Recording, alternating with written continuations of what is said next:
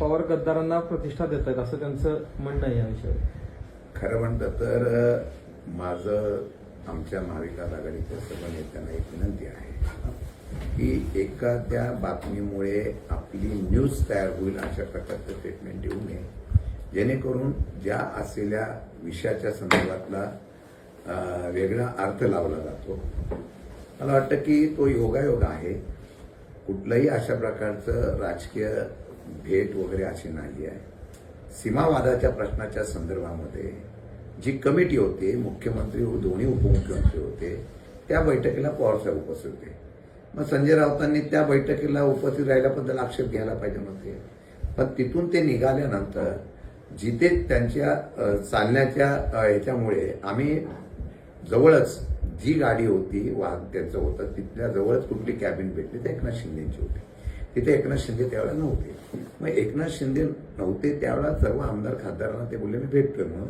मग तिथं ते भेटले. आता भेटल्या याचा अर्थ त्यांना ज्यावेळेला एकनाथ शिंदेंना कळलं कॅबिनेट चालू असताना की पवारसाहेब येऊन त्यांच्या दालनात होते, प्रोटोकॉल म्हणून ते आले आणि एका दालनामध्ये माझ्या आल्यानंतर त्यांनी त्या ठिकाणी त्यांचा सन्मान केला, सत्कार केला आणि लगेच निघून गेले.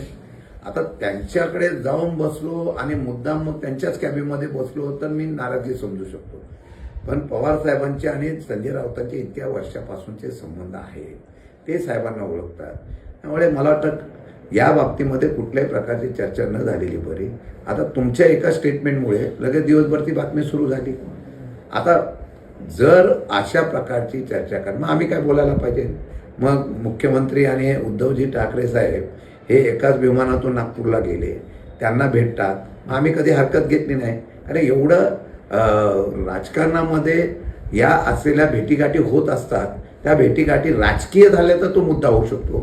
त्या भेटीगाठी जर अशा प्रकारे झाल्या तर लगेच त्याच्यावर कुठल्या प्रकारचा आक्षेप घेणं योग्य नाही. मला वाटतं की हा गैरसमज दूर करण्याचा निश्चितपणाने आम्ही प्रयत्न करू आणि येणाऱ्या काळामध्ये विशेषतः तिन्ही पक्षाच्या समन्वय करण्याचा प्रयत्न 100% आम्ही करू.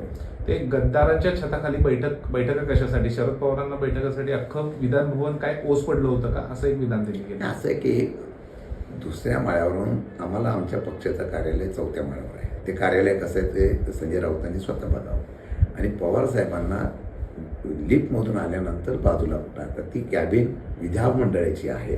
तिथं एकनाथ शिंदेचं कॅबिन म्हणून तिथं आहे. ती विधिमंडळातलं कॅबिन होतं. एकनाथ शिंदेचं काय ना गद्दारांचे इथं असे गद्दार बरेच आहेत ना.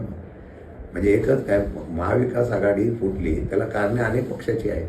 मग त्यांच्याबरोबर आपण जेव्हा बैठक करतो तेव्हा आम्ही असं म्हणायचं का. पण मला वाटतं याला आता आपणच बातम्या होऊ नये याच्या बाबतीमधली काळजी सगळ्यांनी घेणं गरजेचं आहे. कुठेतरी एनडीए सोबत जाण्याबाबतच्या पक्षाच्या ज्या चर्चा चालल्या त्यामुळेच कुठेतरी राऊत अस्वस्थ आहेत आणि त्यामुळे अजिबात नाही. काल संजय राऊतांनी ज्येष्ठ नेते आहेत, महाविकास आघाडीचे ते समन्वयक आहे, त्यांनी स्पष्ट शब्दात काल सांगितलं की पवार साहेबांची भूमिका त्यांनी स्पष्ट केलेली आहे. कारण काल भूमिका सांगितल्यानंतर ते होती ना, त्यांना निश्चितपणाने एकनाथ शिंदे भेटायला आले त्याच्याबद्दल ते त्यांची मी त्रागा समजू शकतो. परंतु मला वाटतं की अशा प्रकारचं एनडीए सोबत जाण्याच्या बाबतीमध्ये मी कालही स्पष्ट केले कुठलीही चर्चा अशी नाही आहे.